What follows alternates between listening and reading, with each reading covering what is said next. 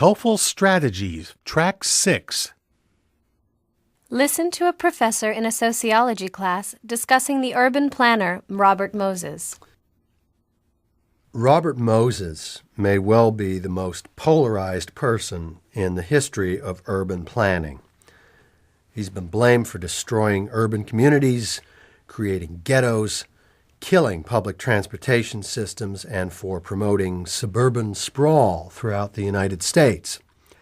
His supporters, on the other hand, point out that he built some of New York's most important landmarks and made it easy for people to commute between the city and the suburbs. So who was Robert Moses, and what's his legacy? Moses has been called the master builder of New York City. Interestingly enough, he was never elected to public office, though there were times in his career when he was politically even more powerful than the city's mayors. He came into power in the early 1920s with the election of Governor Al Smith. Smith put Moses in charge of parks and other public works projects, and Moses turned around and built several prominent parks, attractive, on time, and under budget. Jones Beach is considered his finest work.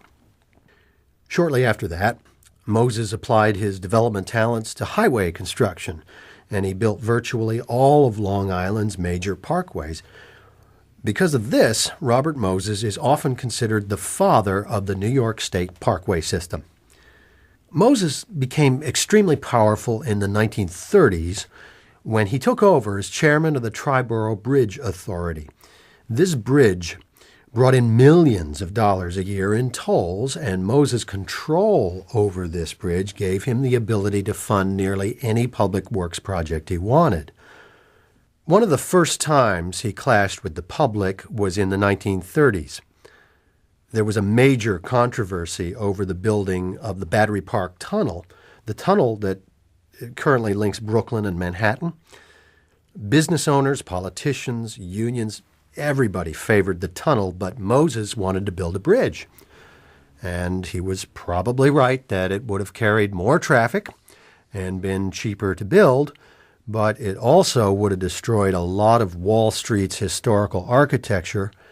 And since Moses controlled the Triborough Bridge money, he was able to hold up the tunnel project for years.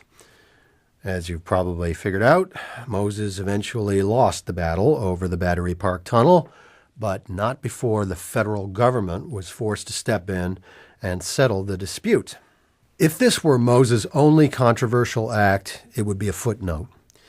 But what sealed his legacy was his commitment over the years to building a city that, to put it bluntly, favored cars over people. Now, here's an example of what I'm talking about. From the 1930s to the 1960s, Moses was responsible for building several of New York's major bridges and highways. These projects included the Brooklyn, Queens, and Staten Island expressways, the Belt Parkway, the Verrazano Narrows Bridge. But he also ruined hundreds of neighborhoods in the process by building highways right through them, and he displaced thousands of people. So, this brings up the question, why did he do it? What was his reasoning? Well, Moses' basic philosophy about cities was that cities were made for driving, not living. To him, cities were supposed to be entertainment centers ringed by highways, and people were meant to go home to the suburbs at the end of the day. Unfortunately, his influence grew outside of New York as well. Several smaller cities hired him to design their freeway systems, many of which were never built, incidentally, due to public opposition.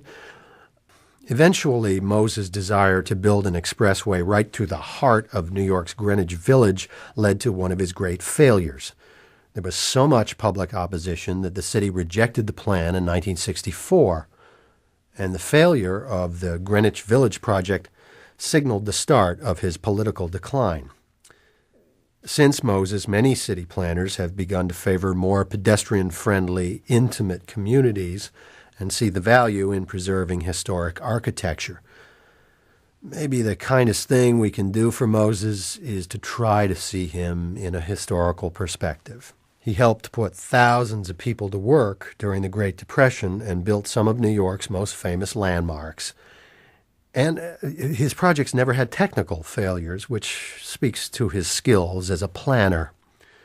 One has to wonder what he might have done if he'd had some compassion to go along with his talent. Now get ready to answer the questions.